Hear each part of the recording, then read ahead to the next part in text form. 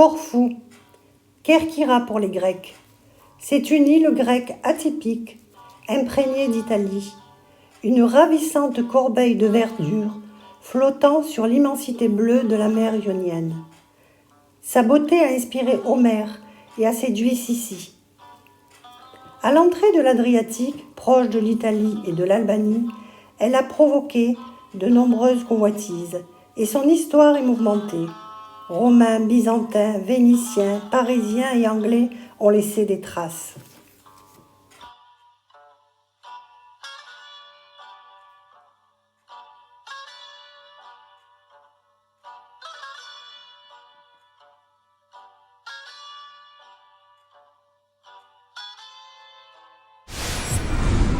Route vers le sud, émaillée d'arrêts baignades sur des plages quasi désertes.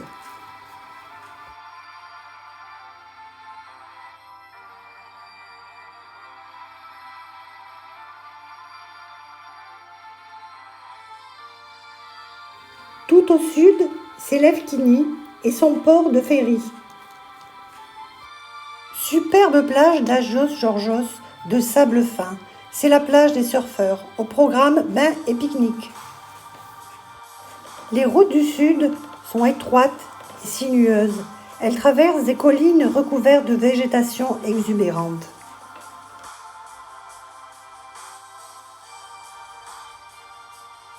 Dominant les plages, les oliviers dégringolent en restanques.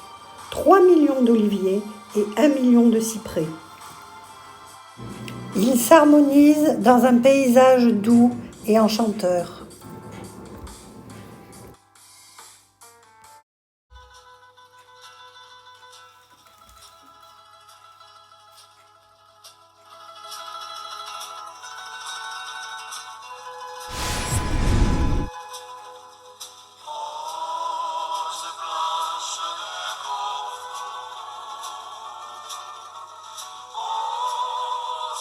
Solitude à Synadares, village fleuri aux maisons colorées.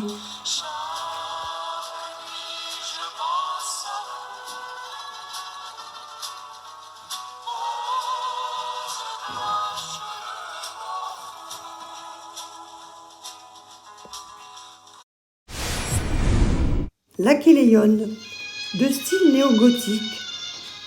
Cette villa fut construite en 1890 par un architecte italien Carita pour l'impératrice Élisabeth d'Autriche, la fameuse Sissi. La villa fut surnommée Aquileione en l'honneur d'Achille.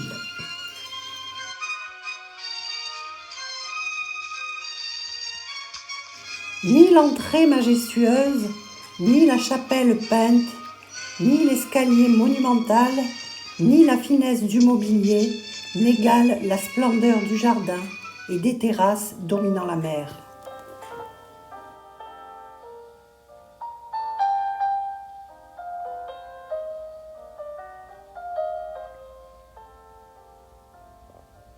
Achille mourant et Achille triomphant.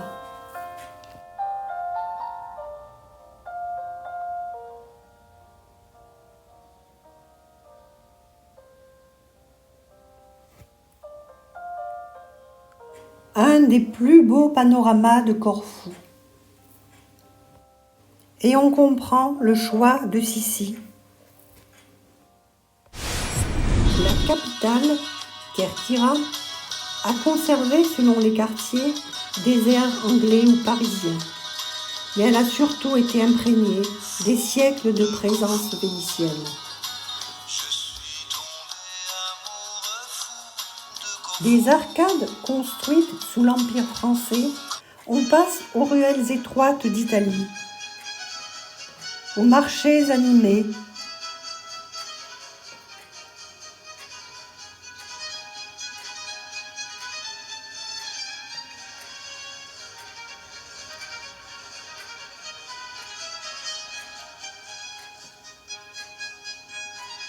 aux places colorées à l'italienne,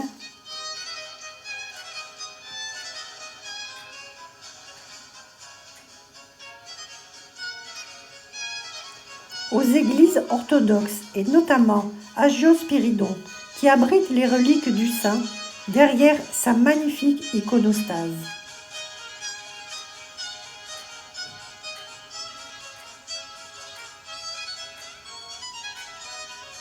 Au Palais Royal, résidence des gouverneurs anglais, pour terminer toujours sur l'esplanade et siroter un ouzo ou café frappé à l'ombre des tilleuls.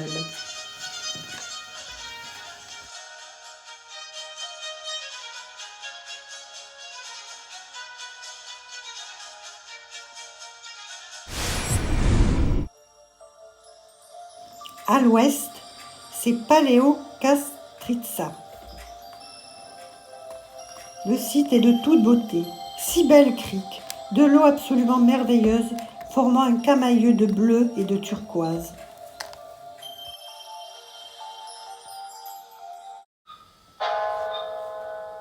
Sur la colline, c'est le monastère de Panelga.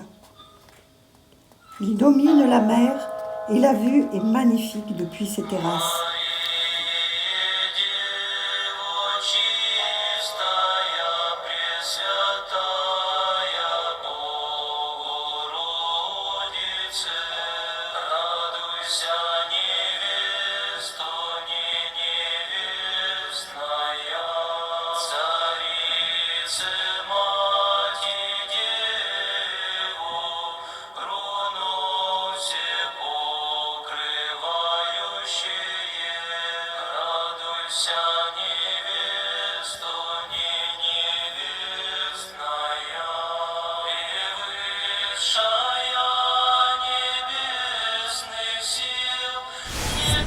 Départ en bateau pour s'approcher des grottes, criques et plages.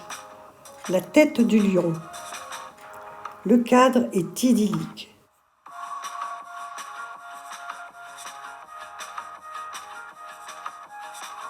Un reflet bleu extraordinaire, c'est l'œil bleu.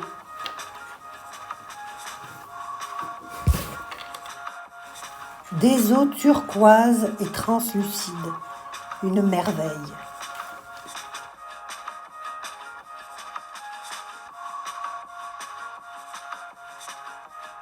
Et encore, un café frappé.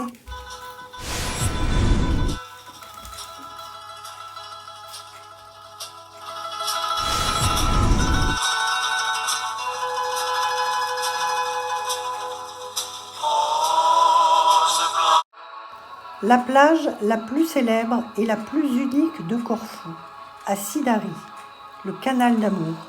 C'est une œuvre d'art naturel, creusée dans une falaise de grès ocre, devenue lieu mythique pour les amoureux.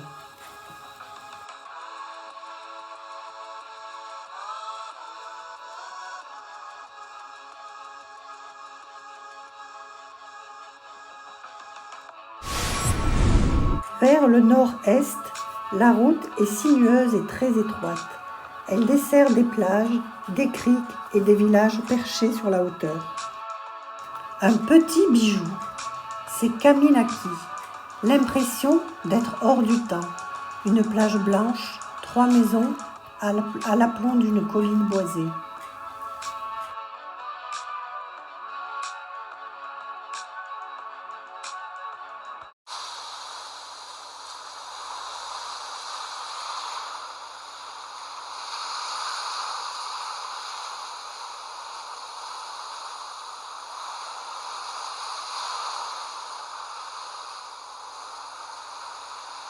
Sur la plage de Cassiopie, il fait bon pique-niquer, se baigner, méditer.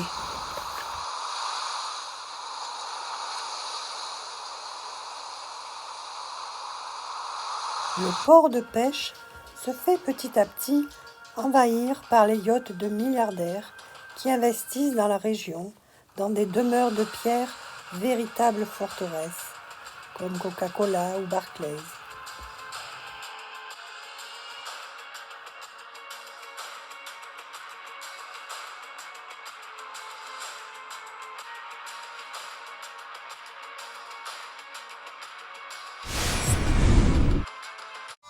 Dernière journée de repos, transat à l'ombre des palmiers, des tamaris et eucalyptus, sur la plage de Moraitika, longée par une très belle promenade fleurie. Dernière méditation.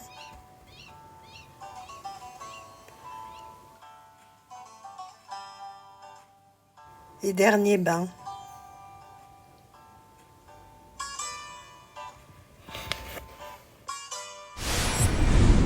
L'île verte de Corfou nous a séduits, logés dans l'hôtel Oasis, tel un navire dominant la mer, dans un site naturel verdoyant, encore bien préservé. Et on n'oubliera pas l'accueil chaleureux d'Anita, toujours de bonne humeur.